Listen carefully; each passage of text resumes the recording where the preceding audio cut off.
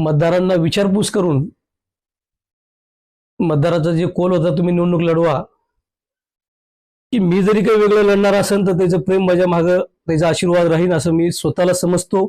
आणि ज्या जनतेनं मला भरभरून प्रेम दिलं, पक्षाचे असतील पक्षाच्या बाहेरचे असतील, त्यांच्या मी माझ्या परिवारातर्फे हृदयापासून ऋणी आहे,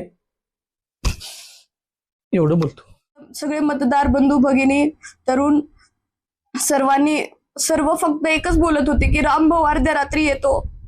रामभाऊंचंच नाव होतं प्रत्येक युवकांच्या तोंडात।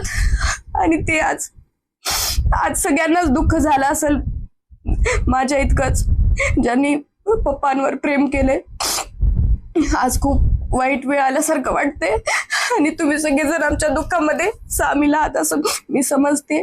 आणि उद्या आम्ही फॉर्म भरणार आहोत। तुम्ही सगळेजण आमच्यावर असं जसं प्रेम होतं तुम्ही सगळ्यांनीच आम्हाला निवडून द्यायचा। पूर्ण म्हणजे प्रत्येकाच्या तोंडात रामभाऊचं नाव होतं।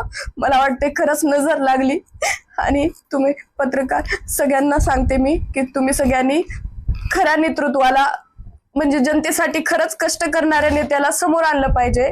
आपल्या हक्काच्या माणसाला तुम्ही विसरू नका। आपल्या खंडाळी सर्कलचा विकास हेच आमचं ध्येय होतं आणि कुठेतरी वाटतंय ते कोणाला तर असं होऊ द्यायचं नव्हतं।